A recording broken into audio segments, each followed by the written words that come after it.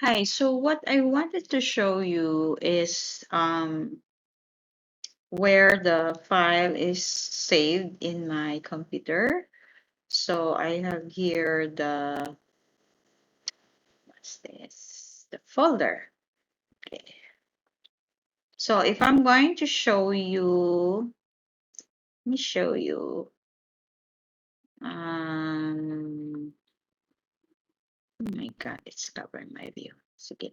Let me show you where it's located. So if I'm going to go here from my PC. So I'm actually, the file is actually stored in drive D, and then I have to save it in IIT. I have the year 2020 classes, and then CCC 101, week 2, and here's my program. So I created this specifically just for this demo because I actually put it somewhere else, but the list of folders is quite long. So I have to move it somewhere here. Okay, so now I have this, and when I open the file, okay, so you will notice that it recognizes this is a Java file, and this icon represents Notepad++.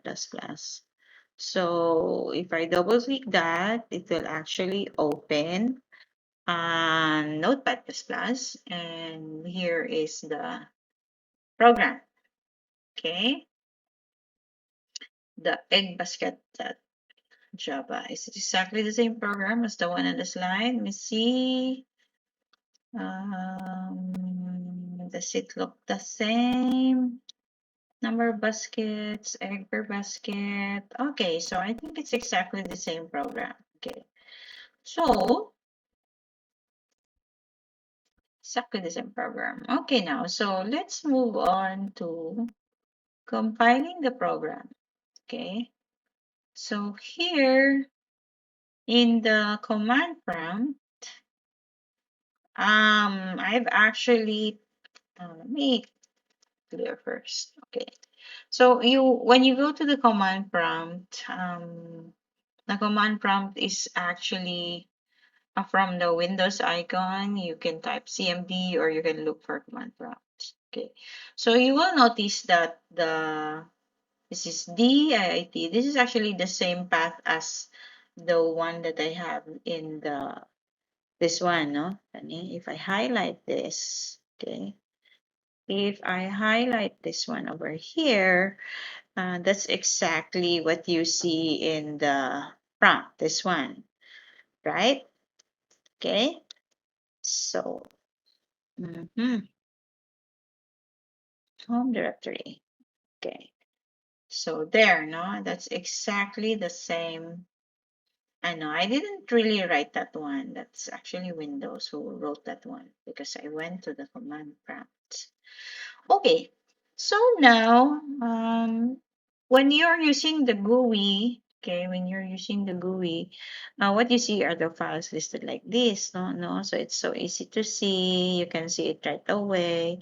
But when you're at the prompt, you don't see that. Okay, you don't see that. So if you want to know what's inside, you have to type the dir command, and that's when you see that. Oh, so you are under the folder IT 2020 classes CC 101 week 2, and then the contents are you have 3 files there. Okay, eggbasket.class, eggbasket.java, eggbasket.java, and that's exactly the same actually file that you see here. Kaya lang it's being displayed in a different way. Okay, because you're in the graphical user interface. But when you're at the prompt, it's listed differently. Okay, so now, so you might wonder, anong the prompt management? Oh, well, this is going back to the basics, no? In case you don't have the editor, but you have the compiler, so you can actually still compile without that. Okay, now, so to compile the program, the command is java c basket.java. When you use the command java c, it has to be paired with the file .java.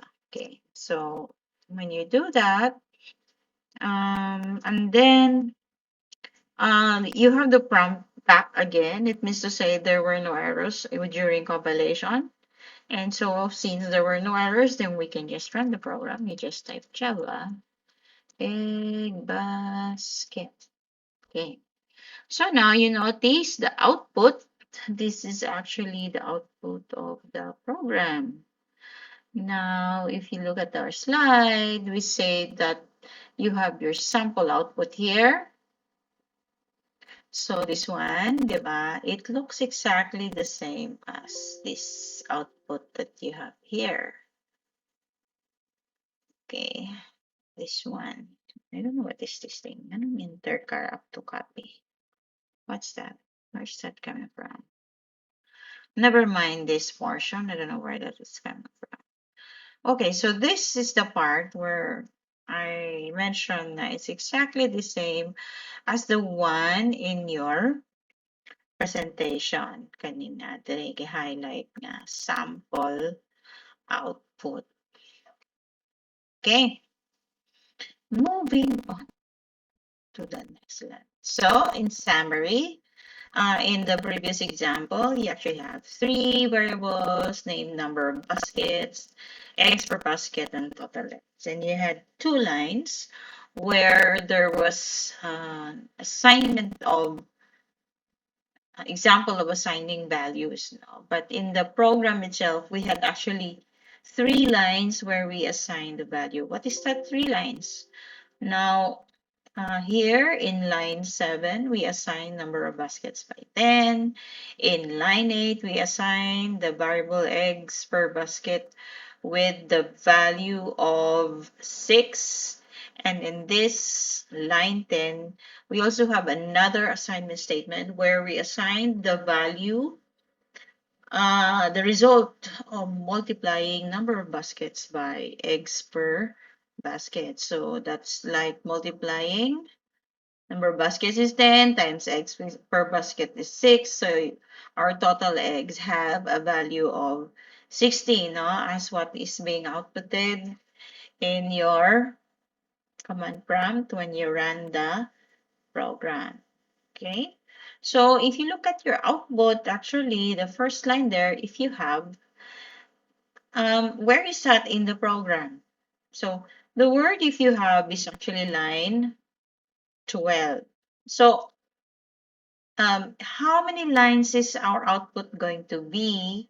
That will be depending on how many lines are there inside the system.out.println command. Okay? So, kay upat raman ni ka system.out.println, our program also has 4 lines of output as you can see here. Okay? So, upat ka buok iyahang output. Kaya upat man ni siya ka system.out.println. So, this is the first system.out.println. This is the second. The second system.out.println is this one here. Eggs per basket plus eggs per basket and. So, let's break this down. The variable, this is the variable eggs per basket. So, when you output this one, what Java does is give you the value of the variable, not the variable name itself. Diba? If you look at the output, you have there 6. Okay? Instead of the variable eggs per basket, what came out is the value 6. Okay? And then the phrase eggs per basket and is actually the phrase that you have here. Eggs per basket and then you have a space before that. Okay? And then the third line of output, number of baskets.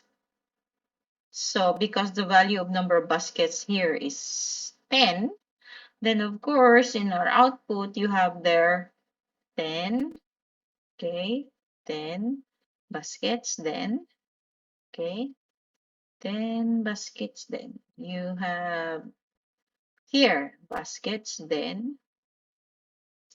This one, what came out is the value, the variable, which is 10.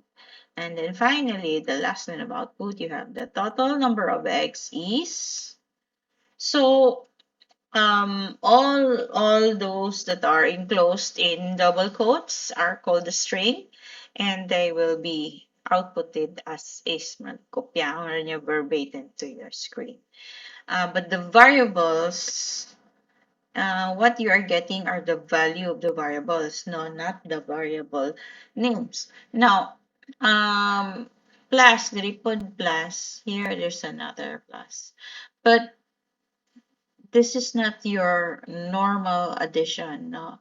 Because what you have here is a variable plus a string. Now, normally when you do addition and then one of the items you're adding is a string, the result will always be a string. This one is a number, this is an int, okay? But since you're adding it to a string, this int will be converted into a string. So the resulting value is actually a string. Okay, so although you get a 6 on your screen, but then the type of value there is actually, it's now the string 6, not the integer 6. But the variable X per basket is an integer. Okay, so you have to have differentiate between these types of data. Okay. Oh, I think moving on to our slide. There. So you have here another statement. What happens if you do this eggs per basket gets eggs per basket minus 2? Okay. What happens if we do that? So let's try editing our program and incorporating